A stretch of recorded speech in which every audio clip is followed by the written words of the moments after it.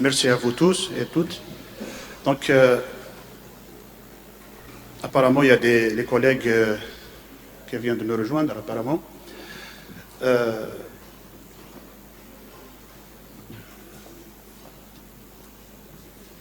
Donc, comme je vous ai dit tout à l'heure, par rapport à cette thématique qui a été préparée en collaboration avec les membres du labo Société Santé et Urbanité là-dessus.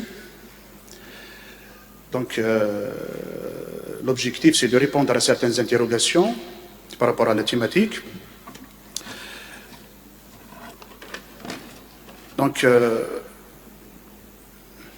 je profite de l'occasion aussi pour renouveler mes remerciements pour Monsieur le recteur de l'Université Abdelrahmane Merah Bijaya, Messieurs, Dames les vice-recteurs de l'Université, Monsieur le secrétaire général de l'Université, notre aimable doyen de la Faculté de Sciences Humaines et Sociales, Monsieur le directeur du Labo Société Santé et Urbanité, Messieurs les vice-doyens de la Faculté de Sciences Humaines et Sociales, Monsieur le secrétaire général de la Faculté, le staff administratif et pédagogique de la Faculté des Sciences Humaines et Sociales, nos chers communicants et participants, nos invités, les membres des associations, la direction de l'environnement, l'association SRM Gouraya, et bien sûr le PNG, le Parc National de Gouraya, et tout le staff, à leur tête M.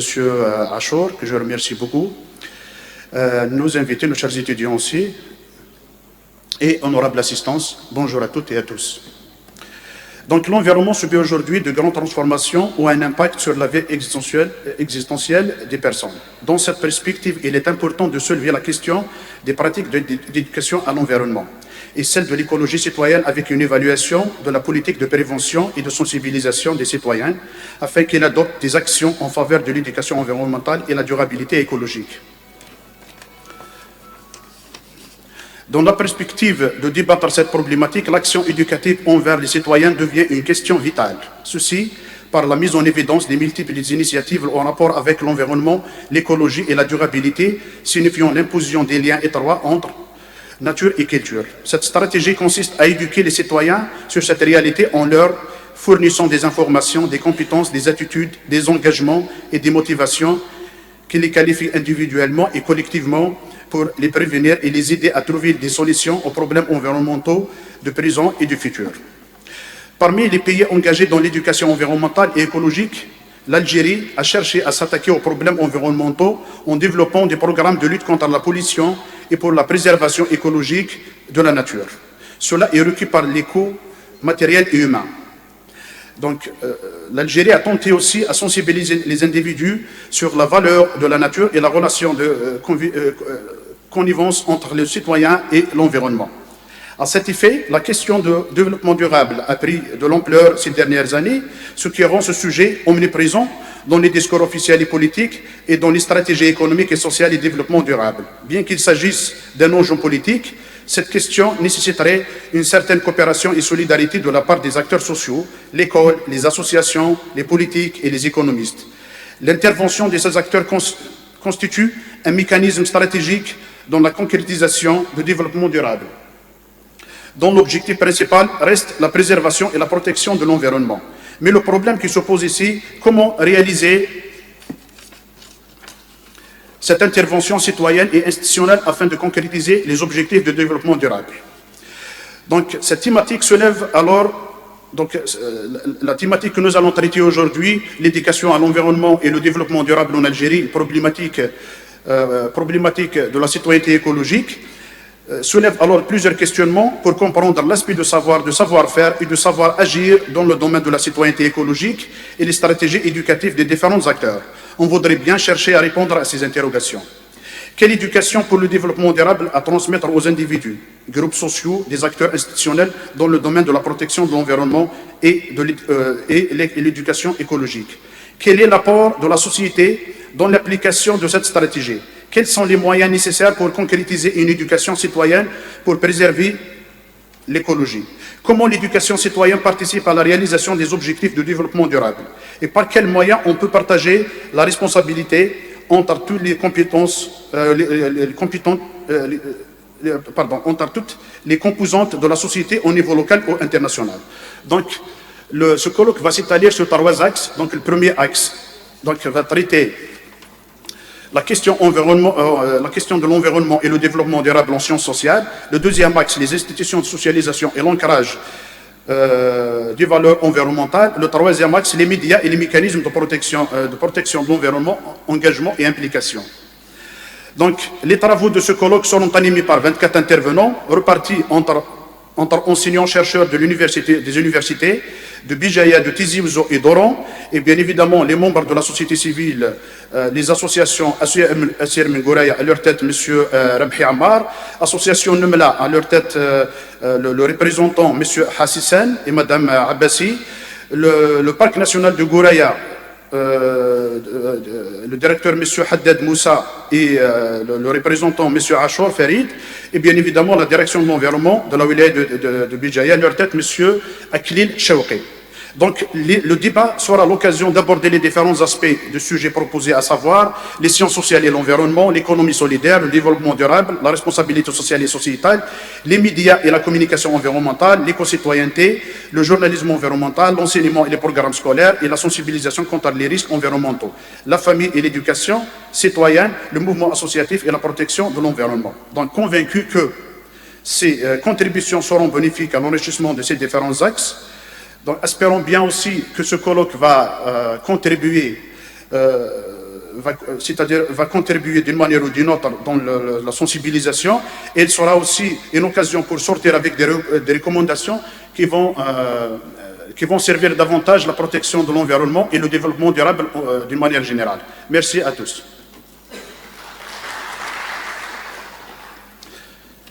Maintenant, on invite Monsieur le vice-recteur, Monsieur le vice-recteur représentant, Monsieur le doyen de notre faculté et Monsieur le directeur de labo, professeur Beritima, pour l'ouverture de ces travaux. Merci.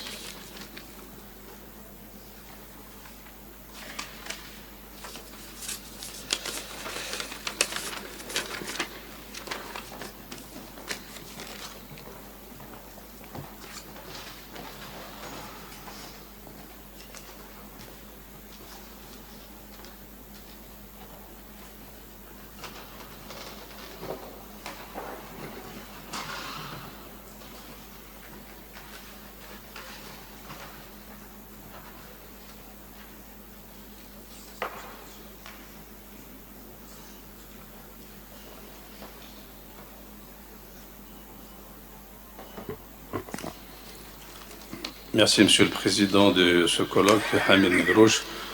Nos chers invités, chers collègues, chers étudiants, salam alaikum. Donc, Azul Filaoun, marhaba Iswan. Donc, je souhaite la bienvenue à toute la présence autour d'une thématique qui nous interpelle tous, ce qui est l'environnement et ce que nous vivons aujourd'hui comme dérégulation climatique, et surtout la sécheresse que vit la planète tout entière.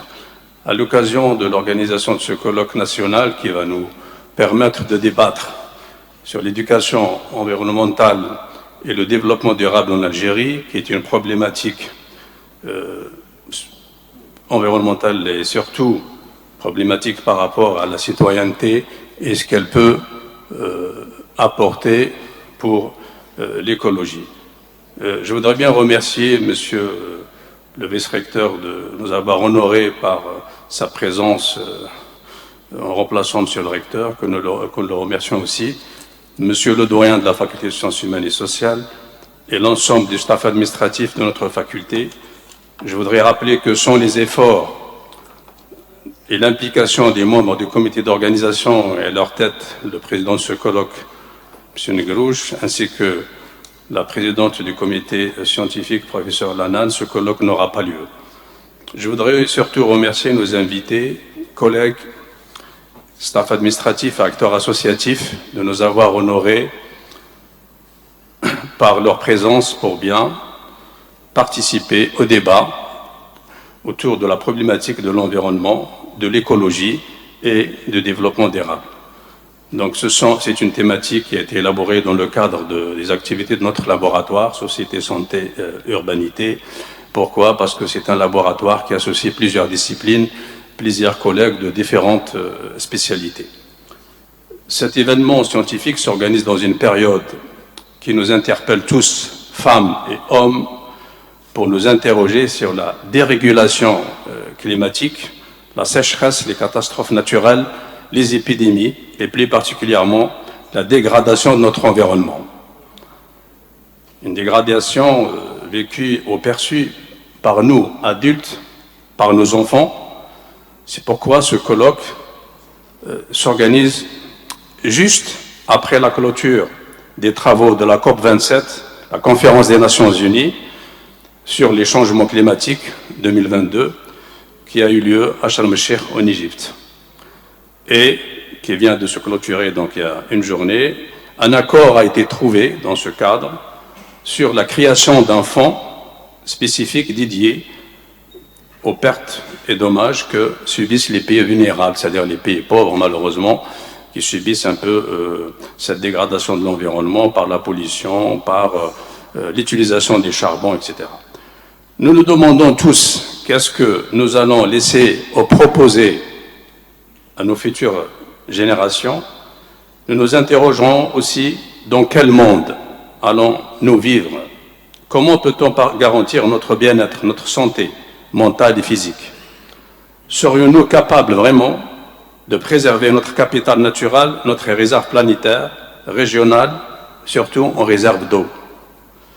Comment peut-on transmettre notre savoir-faire et notre savoir-vivre à nos enfants? Avec quels outils de communication pédagogique et médiatique peut-on convaincre les personnes désintéressées par cette problématique? Et avec quels outils d'éducation culturelle pourrions-nous sensibiliser les citoyens, soit donc, sur la gravité de la dégradation de notre environnement, soit sur nos pratiques et nos comportements. Pour pouvoir répondre à toutes ces questions, nous allons, durant toute cette journée, écouter les différents intervenants, soit en plénière, soit dans les 3 ateliers, donc vous avez 3 ateliers. Les intervenants vont tous présenter des communications pluridisciplinaires qui témoignent bien que la question de l'environnement, la citoyenneté écologique ou même de développement durable sont débattus dans différents champs de la réflexion scientifique, que ce soit en sociologie, psychologie, en urbanisme, en communication, en droit, avec des exemples vécus en Algérie et bien précisément en Kabylie. Cette pluridisciplinarité explique qu'il n'existe plus de frontières entre les disciplines enseignées à l'université, surtout lorsqu'il s'agit de phénomènes planétaires. Ceci pour pouvoir étudier un phénomène tel que cette problématique de l'environnement vécue par toutes les populations du monde. Sans tarder, donc, je vous remercie encore de votre présence et je donne la parole à Monsieur le doyen de la Faculté de Sciences Humaines et Sociales. Et merci de votre attention.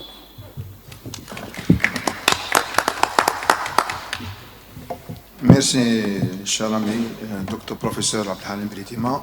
Donc, bismillah ar-Rahman ar-Rahim, wa salatu wa salam ala ashraf al-mursalin, السادة الحضور، السيد نائب مدير الجامعة، السادة رؤساء الأقسام، السيد مدير مخبر الصحة والمجتمع الحضرنة، السادة الزملاء أساتذة كلية العلوم الإنسانية والاجتماعية، السيد الأمين العام للكلية، السادة الأساتذة المتدخلين في فعاليات هذا الملتقى، أبنائي بناتي الطلبة، طلبة الليسانس ماستر الدكتوراه، السادة ممثلي مديرية البيئة، السادة ممثلي الجمعيات والحظيرة الوطنية لقرايا، أسرة الإعلام، الزوف الأول مير حبسون تسداويت عبد الرحمن ميرا نبقيف. إذن تعتبر التنمية المستدامة هي أولى أولويات الاستراتيجية التنموية العملية وفق منظمة الأمم المتحدة، وذلك بتطبيق 17 هدف وكذلك 188 مؤشر. والجزائر كغيرها من البلدان النامية التي تسعى إلى تحقيق تنمية شاملة في جل القطاعات والمجالات تعكف على إبراز تنمية مستدامة خلال الألفية الثالثة أي سنة 2030 إن شاء الله.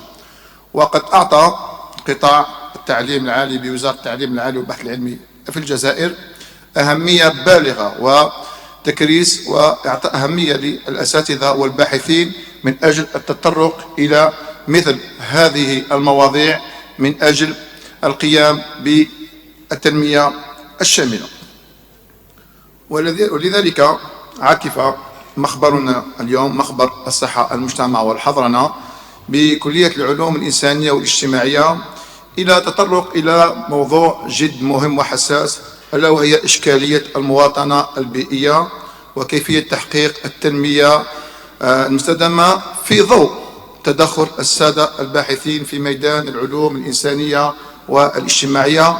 وكما نعلم اليوم بأن الأبحاث في العلوم الاجتماعية والإنسانية لها دور فعال في إبراز وتحقيق ربما أهداف التنمية المستدامة ببعدها الاجتماعي البيئي وكذلك الاقتصادي.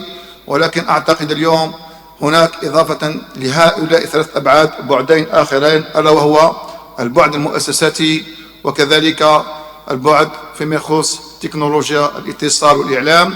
ولذلك ما عرفه العالم في الفترة الماضية جراء انتشار وباء كوفيد-19 إلى أهمية العلوم الإنسانية والاجتماعية في معالجة مثل هذه القضايا. ولذلك نشكر كل من السيد رئيس الملتقى أخو الزميل نقروش حميد على اختياره لهذه القضية أو إلى هذا الموضوع الجد حساس. شكر موصول أيضا إلى السيد مدير المخبر البروفيسور عبد الحليم بريتيما والنائبة البروفيسورة لانان مسيكا وكل أعضاء المخبر على تنظيمهم المحكم لتحكيمهم العلمي للمقالات والمداخلات التي بين أيدينا اليوم. وكذلك نشكر كل الأساتذة الذين جاءوا من مختلف ربوع الوطن بحوالي 24 كوميونيكاسيون إذن 24 مداخلة. نتمنى لهم إقامة طيبة في رحاب جامعة عبد الرحمن ميرا. ونشكر كل المساهمين في هذا الملتقى على غرار الحظيرة الوطنية للقراية وكذلك الجمعيات الولائية. وأعتقد أن كلية العلوم الإنسانية أعطت الفرصة خلال 3 سنوات الأخيرة 4 سنوات الأخيرة لكل الباحثين في إبراز أهم ميولاتهم العلمية، وذلك بتقديم مؤتمرات وطنية ودولية حتى يتسلى لنا معالجة مثل هذه القضايا. وربما هذا الموسم كلية العلوم الإنسانية نظمت أكثر من 12 ملتقى بين وطني ودولي، ونرجو ونأمل في سنة 2023 إلى تشجيع كل الباحثين والسادة الزملاء من أجل المساهمة بارتقاء في جامعة عبد الرحمن ميرا في التصنيف، والمساهمة أيضا مع الميدان التكنولوجي والعلمي في ارتقاء بجاية إلى مصاف الجامعات الوطنية والدولية، وذلك في تشجيع أبحاثهم على مستوى المجلات العلمية المحكمة A-B. شكر زميل لأخي وصديقي البروفيسور قاسا إجدارا على حضوره معنا رغم برنامجه اللي تخي شارجي. شكرا لك سيد مدير الجامعة نائب مدير الجامعة، وأقدم لكم اعتذارات السيد مدير الجامعة لعند حضوره لأسباب إدارية وكذلك عملية لخارج جامعة بجاية. إذن كل التوفيق والنجاح لزملائنا الكرام. وأحيل الكلمة مباشرة إلى السيد نائب مدير الجامعة لإعطاء كلمة افتتاح الرسمي لفعاليات هذا الملتقى، وشكرا.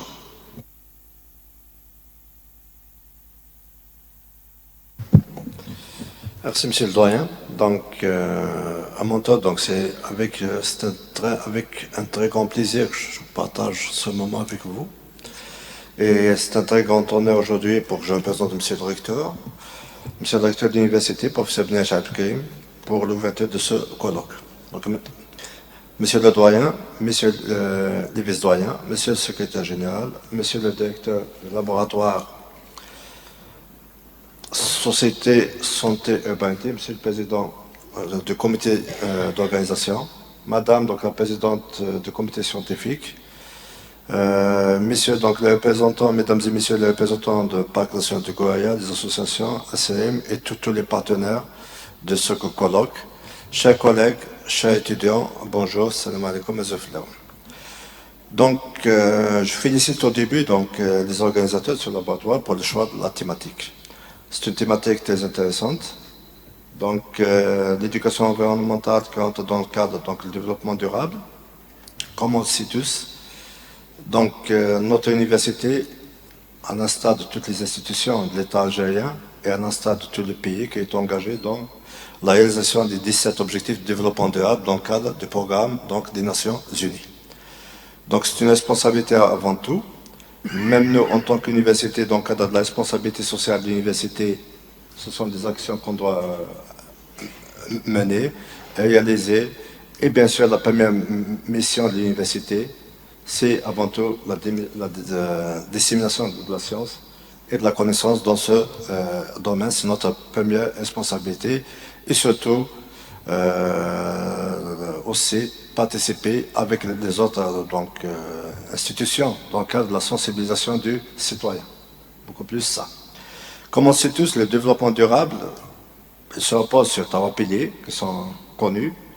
Donc, c'est difficile un petit peu de réaliser le développement durable en tenant compte des trois piliers de ce développement, qui sont le développement économique, le développement social et tout en préservant l'environnement. Pour réaliser l'équité entre ces trois composantes, quand même, ce n'est pas quelque chose de facile. Donc, tout le monde doit participer. Et c'est le monde entier, dans le cadre du programme des Nations Unies, que sont en train d'essayer de réaliser un programme pour atteindre les objectifs fixés d'ici 2030.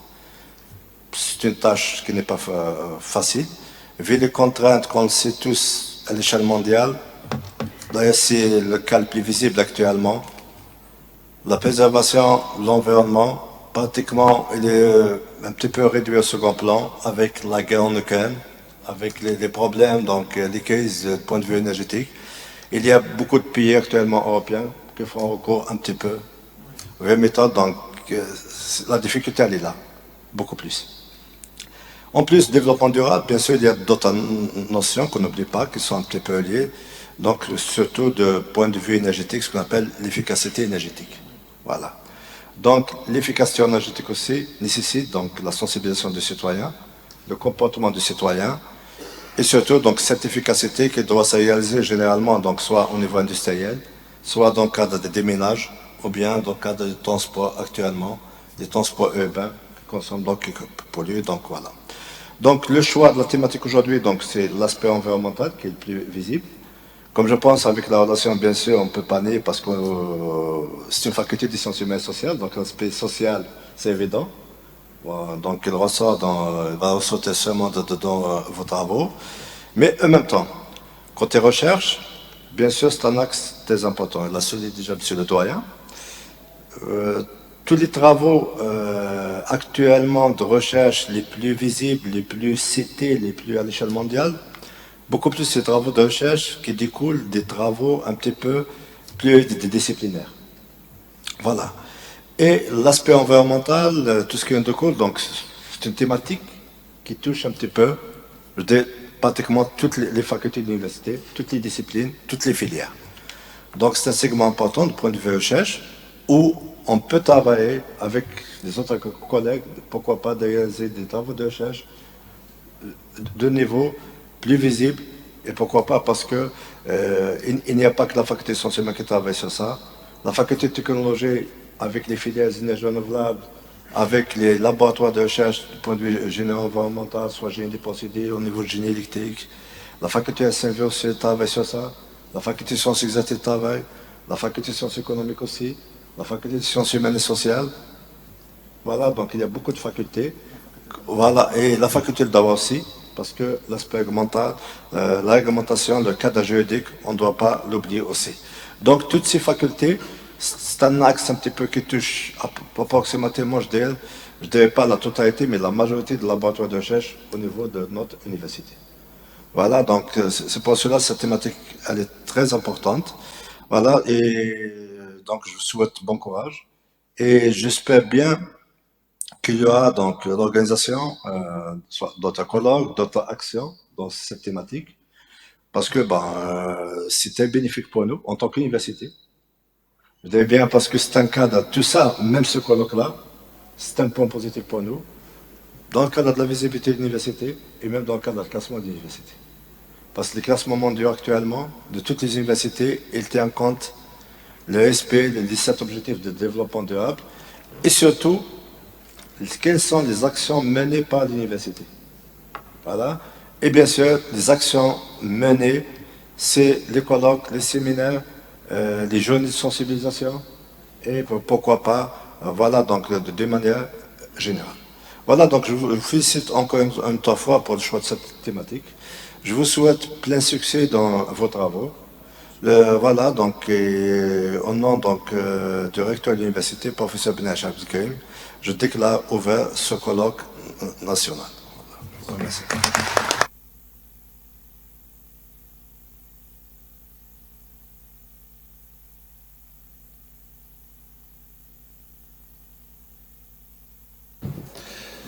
Merci, messieurs. J'attire votre attention seulement par rapport au programme aujourd'hui. Donc, donc, je vous invite à une variété.